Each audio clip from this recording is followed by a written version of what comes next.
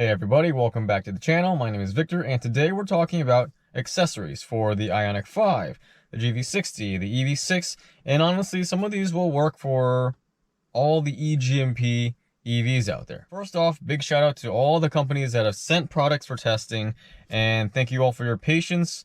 We did have a baby, and that's why we got the products, and then we just kind of weren't able to film anything. But now I'm finally getting back to filming, and here we are. So let's jump right in. The first thing we're going to talk about is actually dash cams. But this one is specifically for the Ioniq 5. This one is built by FitCamX, and they're actually manufacturing these for all different types of cars. So I believe they are making one for the GV60. I believe they already have one for the EV6. So check out Amazon. These things are really cool. They're about as stealthy as it gets. It looks like an OEM installation. It looks like after you've installed it that the car came with these cameras from the factory. Now in terms of the install, about as easy as it gets. This was a 5-minute install for me, and the hardest part was just trying to tuck up the wires and get it out of the way. But their kit comes with everything that you need. There's a pry tool, there is a SD card reader, again there's this wiring adapter, and then everything else just kind of slides on, and that's it.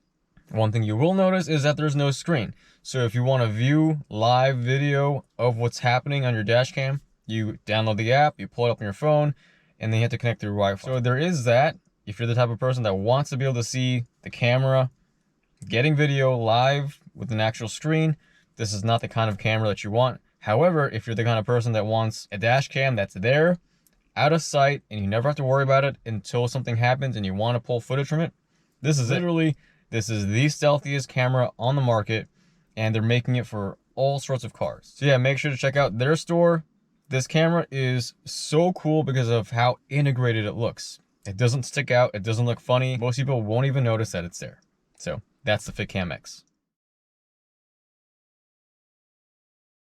Now, if you weren't aware, my GV60 has been phantom braking. It did it 2 times where it just stopped us dead in the middle of an intersection, and we couldn't move for about 5 seconds. Well, since then, I've been trying to capture it on video. I have a GoPro, but honestly, a dash cam would work better. Well, Lanmodo reached out and said, hey, we have a dash cam. Are you interested in testing? And I said yes, and I hooked it up. And like I said, it just turned out to be the perfect camera for what I needed. Let me show you what I mean. So in this clip, you'll see facing outward, my car actually does a phantom brake incident in this example. You may not be able to tell because it happens so fast.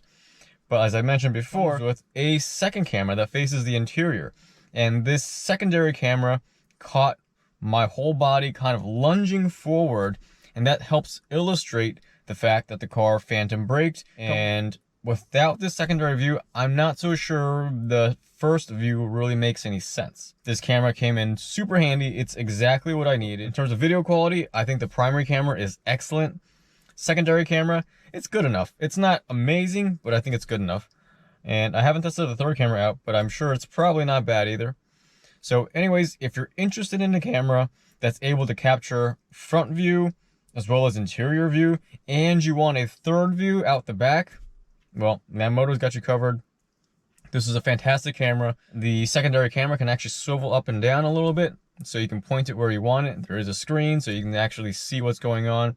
You can go through the different multiple views. All in all, just a really, really great camera. Thank you, Lanmodo, for sending it to me. I highly recommend it.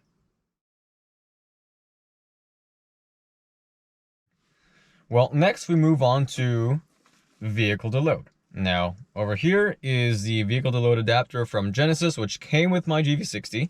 And over here is the vehicle to load from Lectron, who sent this for testing. Now, one of the very first things right off the bat, after you get them out of the boxes, is the size difference. I mean, the Lectron one is about half the size of the OEM one. Now, another thing to consider is the pricing. Originally, the OEM one was on the market for about $400 when it first came out, and it was just impossible to get. Since then, prices have kind of fluctuated, so you may still be able to get it for a relatively good price. But the Lectron one is typically cheaper and easier to find. Now, you might be thinking, well, the GV60 comes with vehicle to load from inside the car. And the same is true for the Ioniq 5 at the top spec. My limited trim has the outlet in the second row. However, there's going to be occasions where you may want a separate adapter. Let me explain. Number one, the one in my cars, they never work. They're constantly shorting, disconnecting. Every time I go over a bump or a lane marker, the connection gets jostled and it stops working. And it's been like that since I bought the car.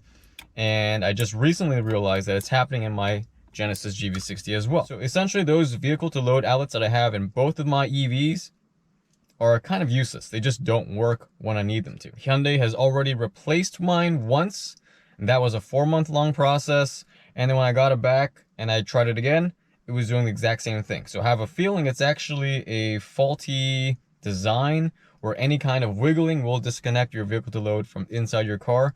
So it kind of makes these adapters make more sense. Now the other use case is, let's say you have a thunderstorm or some kind of natural disaster that takes out the power in your house. Well, vehicle to load allows you to run an extension cable into your house and power some space heaters, or power the lighting, or power a TV if you want. You can do a lot of really cool stuff. But what if you don't have a garage? Well, if I'm trying to use this vehicle to load from inside my car, I have to run an extension cable outside my car. But how do I get it there? Well, I have to route it probably through the window. That means I have to leave my window cracked open. And what if it's thunderstorming outside? That means all the rainwater's getting in, or I have to somehow tape this whole thing off. But I don't have to do that if I have a vehicle to load adapter that I can plug in from the outside. So for me, that's kind of where I see the use case of really having an adapter. That could be helpful, because sometimes you don't want to have to run something from the inside of your car to the outside of the car, plus the one from the inside of the car most likely doesn't even work. So there you go, vehicle to load. Lectrons is smaller, cheaper, easier to store. I think it's a pretty good one.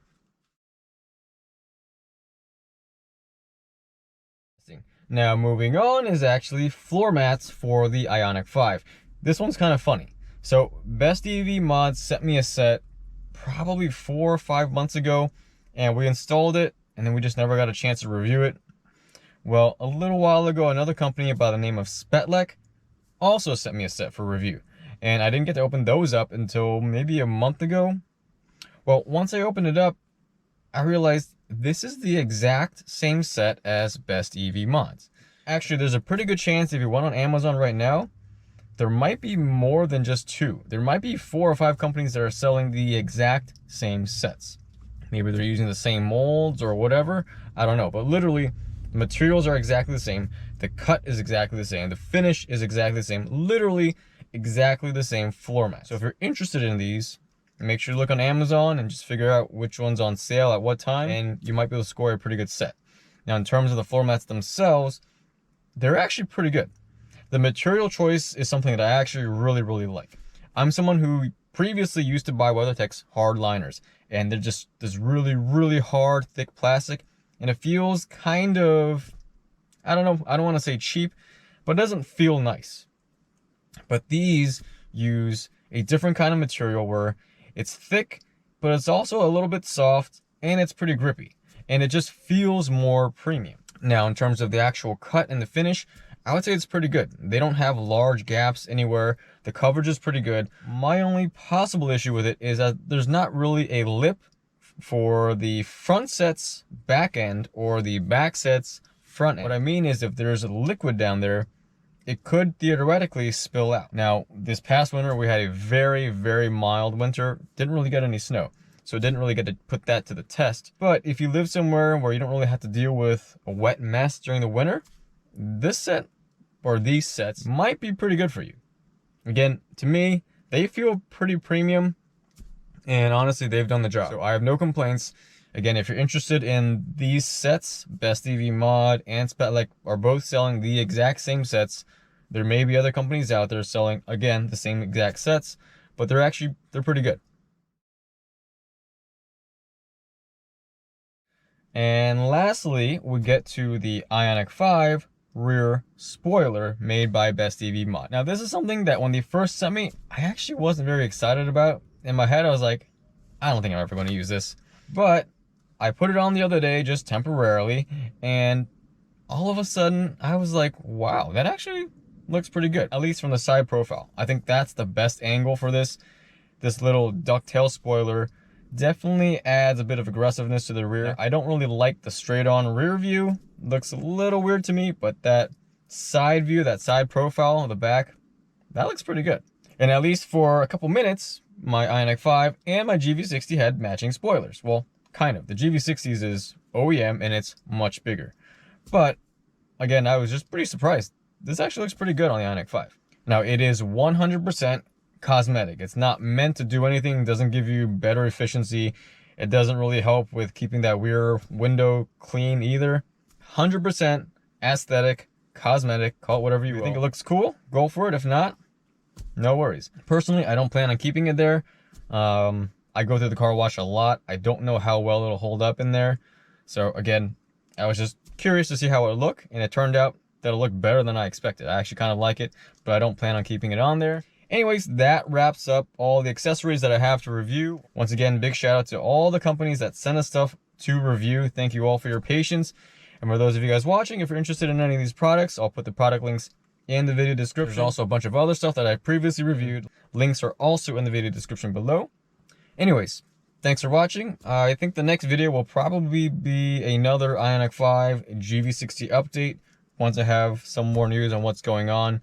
But currently, my GV60 is headed back to the dealership in a few days.